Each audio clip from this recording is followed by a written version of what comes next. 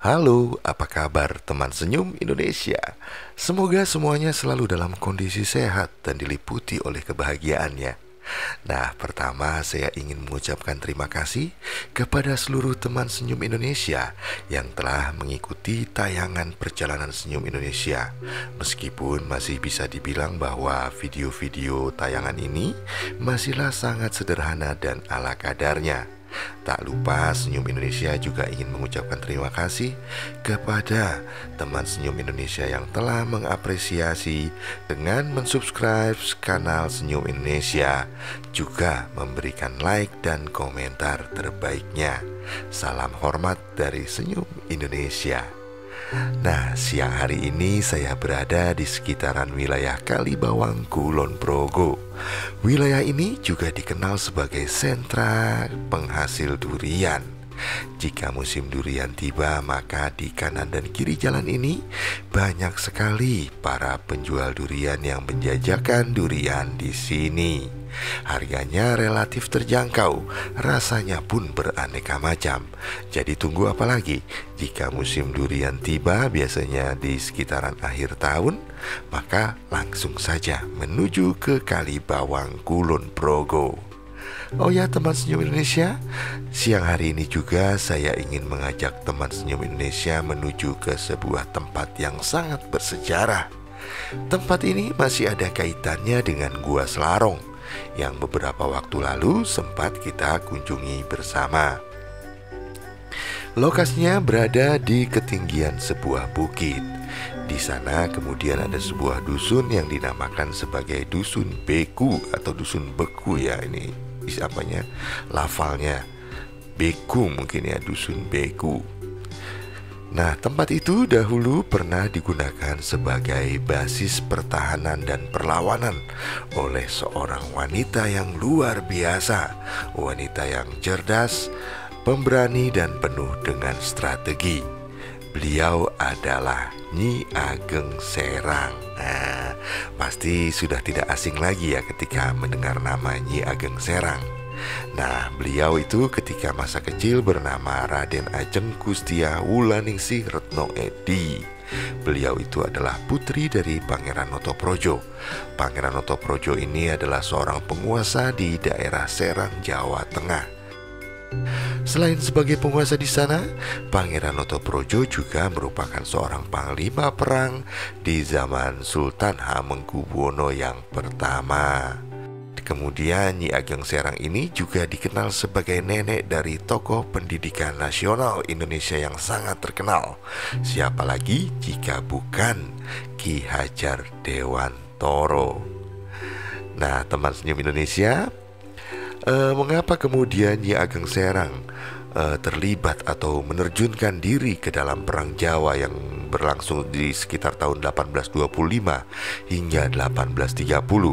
Hal itu semata-mata karena beliau terkutuk melihat perlawanan dari Pangeran Diponegoro dan kemudian bergabung untuk membantu Pangeran Diponegoro. Usia dari Nyi Ageng Serang terbilang sudah tidak muda lagi. Ketika Perang Jawa itu pecah, Nyi Ageng Serang telah berusia 73 tahun. Sebuah rentang usia yang bisa dibilang sudah sepuh. Tapi hal itu tidak menyurutkan semangat beliau untuk tetap berjuang membela bumi pertiwi ini. Luar biasa yang teman senyum Indonesia.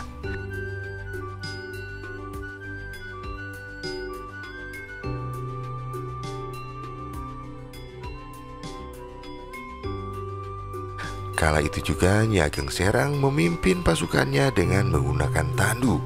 Beliau dengan sangat berani membantu Pangeran Diponegoro melawan Belanda di sekitaran Purwodadi, Demak, Semarang, Juwana, Kudus, serta Rembang. Nah, tak hanya membantu melawan Belanda, Nyi Ageng Serang juga menjadi penasehat perang bagi Pangeran Diponegoro. Hal itu sangat beralasan teman senyum Indonesia, karena memang sejak kecil Nyi Ageng Serang mengikuti pelatihan kemiliteran dan siasat perang bersama dengan prajurit pria. Padahal kala itu kita pastinya belum mengenal emansipasi. Tapi Nyi Ageng Serang telah menerapkannya. Karena menurut keyakinannya, selama masih ada penjajahan di bumi pertiwi, maka beliau harus siap tempur untuk melawan mereka. Nyi Ageng Serang juga dikenal sangat cerdas melakukan penyamaran. Nah, salah satu strategi perang paling terkenal dari Nyi Ageng Serang adalah penggunaan lumbu. Lumbu itu semacam daun talas yang berwarna hijau, teman senyum Indonesia. Nah, daun itu digunakan untuk penyamaran. Selama masa itu, Nyi Ageng Serang juga langsung memimpin gerilya di sekitaran desa yang akan kita kunjungi ini. Kemudian, atas permintaan Pangeran Diponegoro, beliau mendekati Yogyakarta dan bermarkas di sekitaran Prambanan. Hal itu karena Nyi Ageng Serang memiliki hubungan langsung dengan keraton dan dapat memberikan nasihat kepada Sultan Sepuh saat itu, yaitu Hamengkubuwono II.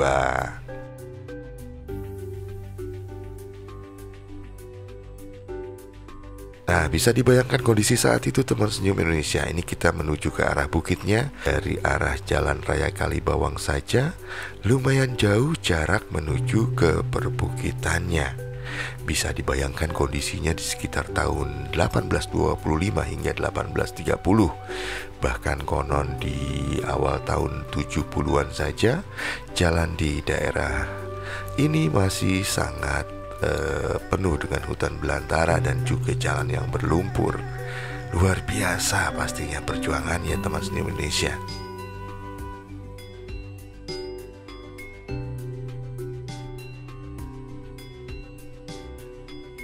Kondisi perjalanannya lumayan mengasihkan, teman senyum Indonesia.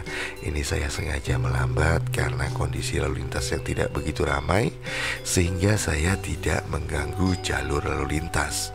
Saya tidak mau egois berlambat-lambat, tapi kemudian di belakang saya banyak orang yang terganggu dengan kehadiran saya. Hal itu pastinya bukan hal yang baik ya, teman senyum Indonesia. Namun karena kosong maka kita melambat.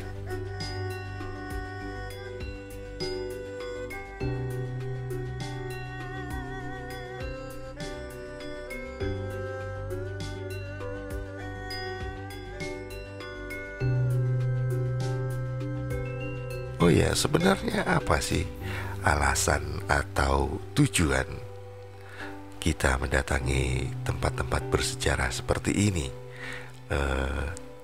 Saya sendiri tidak memiliki modus apapun selain ingin menyerap nilai kepositifan dan kebaikan yang pastinya diwariskan oleh beliau-beliau yang punya atau memiliki jiwa-jiwa patriotik luar biasa, seperti Nyi Ageng Serang saat ini dan juga Pangeran Diponegoro beberapa waktu lalu. Nah, hal itu juga mungkin sebagai penghormatan kepada beliau yang karena karena jerih payahnya, karena usahanya, dan karena perjuangannya, maka kita bisa menikmati udara segar seperti saat ini. Tentunya rasa terima kasih bukanlah hal yang salah, apalagi kemudian disematkan kepada orang-orang yang luar biasa dan memiliki jasa besar kepada lahirnya bangsa ini. Jalan ini semakin sepi dan semakin menanjak nih, teman senyum Indonesia.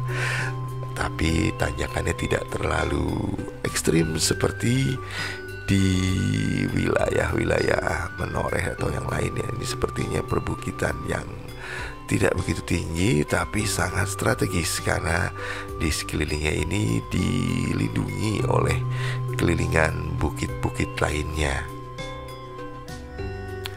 Kita terus melaju, teman senyum Indonesia, pelan saja.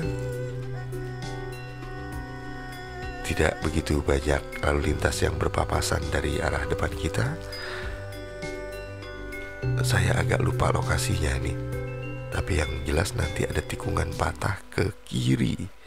Kita belum menemukan tikungan tersebut, maka kita terus melaju.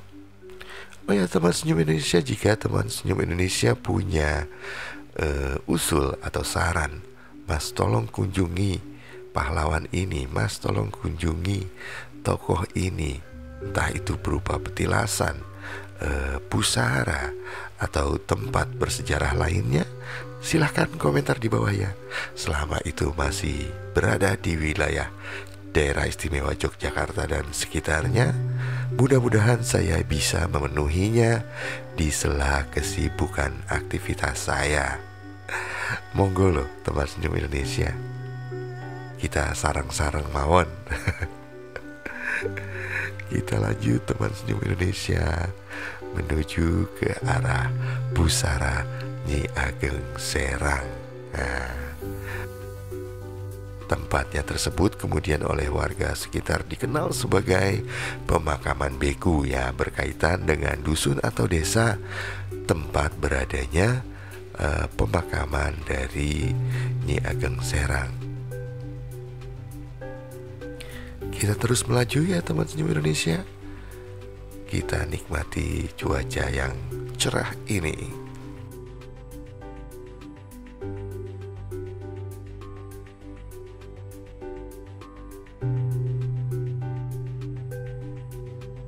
Nah, ini dia tikungan patahnya nih ke kiri nih. Nah,